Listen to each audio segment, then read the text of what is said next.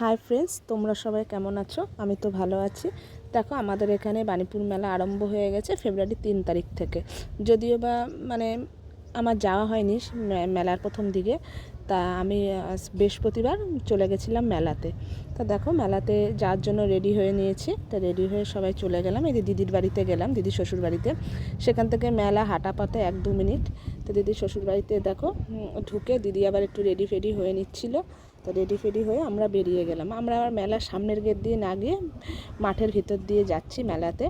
আর বাণীপুর মেলা নানান জায়গা থেকে লোক আসে, আর আমরা কাছে থেকে এত দেরি করে গেলাম। দেখো, আমরা রেডি শেডি হয়ে তারপরে যাচ্ছি। এখন সোজা প্রদর্শনীতে ঢুকবো। তা ঢোকার আগে যেহেতু মেলার পিছন দিকটা দিয়ে ঢুকছিলাম, তো দেখো কত খাবারের দোকানপাট বসেছে, আর হাতের জিনিসগুলো দেখতে ভালোই লাগে। আর আমরা সোজা এগুলো দেখতে দেখতে এই যে জাস্ট প্রদর্শনীতে ঢুকছি।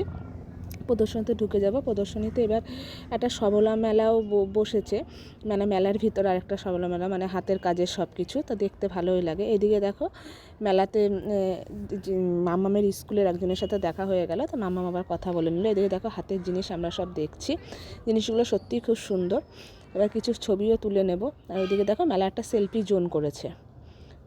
তারপরে দেখো, আমি আবার ওদেরকে বলছিলাম আয় সেলফি জোনের ছবি তুলে নেবো। আমরা সবাই যারা যারা গেছি, তো আমরা আবার যাচ্ছি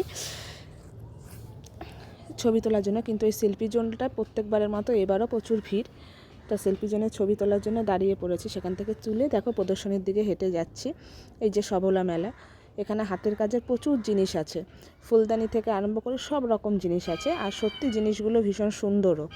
এ দেখো কত বারবি ডল, কত রকমের পুতুল। আমার মাম্মাম তো যা দেখছে তাই নেওয়ার জন্য বায়না করছে।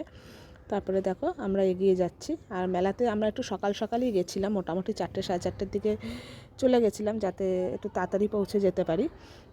দেখো হেঁটে যাচ্ছি ভিড়ে, কিন্তু 4টে সাড়ে 4টে যেহেতু পৌঁছেছে সেহেতু ফাঁকায় ফাঁকা সব দেখতেই পাচ্ছিলাম। দেখো এই ফ্লাওয়ার বাসের এই ফুলগুলো হেভি লাগে দেখতে, দারুণ সুন্দর ফুলগুলো। আমার তো ওই ব্ল্যাক আর হোয়াইটটা পছন্দ হয়েছিল।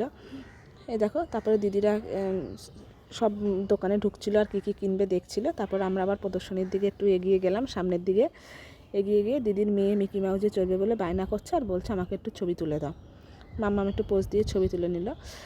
তারপরে এবার আমরা প্রথমে দাঁড়িয়েই পড়েছি, দাঁড়িয়ে ঘুগনির দোকানে গেলাম। দাদাভাই বলছে এখানকার ঘুগনি মেলার ঐতিহ্যবাহী সেরা ঘুগনি। তা আমরা সেরা ঘুগনি খাওয়ার জন্য রেডি হয়ে গেছি। তা আমরা ঘুগনি খাচ্ছি, কিন্তু সত্যি ঘুগনিটা প্রথমে যেহেতু দাদাভাইয়ের সাথে ইয়ার্কি মারছিলাম, কিন্তু তা সত্ত্বেও ঘুগনিটা সত্যিই সুন্দর ছিল। তা আমি খেয়ে বলছিলাম যে না, ঘুগনিটা সত্যিই সুন্দর।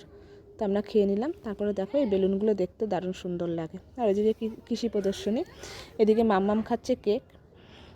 আর দেখো এই যে লাইটগুলো দেখো,